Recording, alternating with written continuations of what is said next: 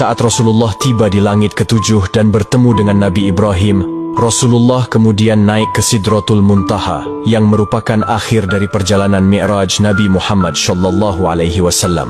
Namun, perjalanan Rasulullah naik ke Sidratul Muntaha tidak ditemani malaikat Jibril.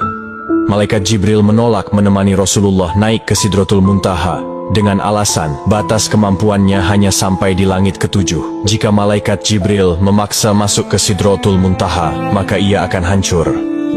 Saat Rasulullah SAW sampai di Sidratul Muntaha, dalam kebingungannya bagaimana mengucap salam, Allah Subhanahu wa Ta'ala memberinya wahyu kepada beliau berupa ucapan salam kepadanya.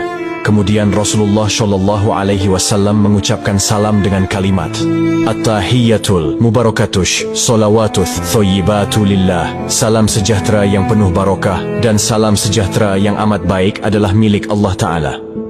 Kemudian Allah Subhanahu wa Ta'ala menjawab, Assalamu alayka ayyuhan nabiyyu wa rahmatullahi wa barakatuh. Salam sejahtera, barokah dan rahmat Allah dilimpahkan kepadamu wahai Muhammad.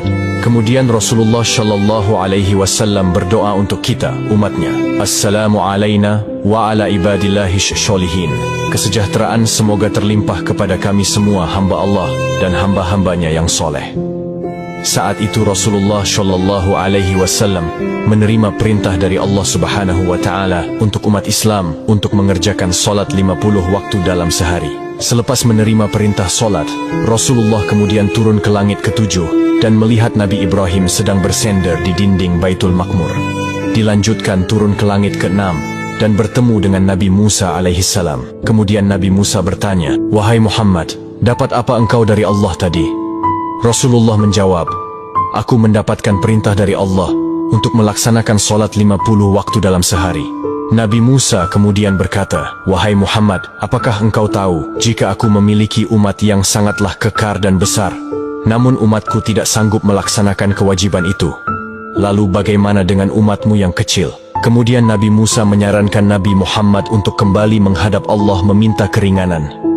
Nabi Muhammad kemudian kembali menghadap Allah dan meminta keringanan atas solat 50 waktu itu. Dalam kembalinya Rasulullah ke Sidratul Muntaha, beliau hanya mendapat pengurangan 5 waktu.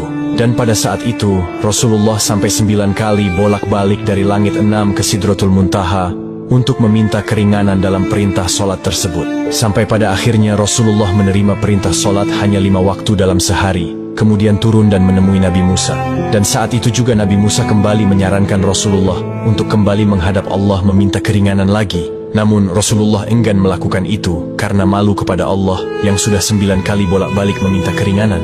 Dengan senyumnya Rasulullah berkata, Aku sudah diberikan oleh Allah yang paling pokok 5 waktu, dan Allah telah menetapkan untuk setiap satu waktu itu bernilai 10 waktu. Di tanggal 27 Rajab ini, di mana malam itu Rasulullah SAW mendapatkan hadiah dari Allah untuk umatnya berupa solat wajib 5 waktu. Maka dari itu sahabat yang dirahmati Allah, jangan pernah mengabaikan hadiah dari Allah ini, yaitu solat. Karena solat adalah tiang agama, maka siapa yang mendirikan solat, berarti ia menegakkan sendi-sendi agama. Dan siapa yang meninggalkan solat, berarti ia telah meruntuhkan sendi-sendi agama.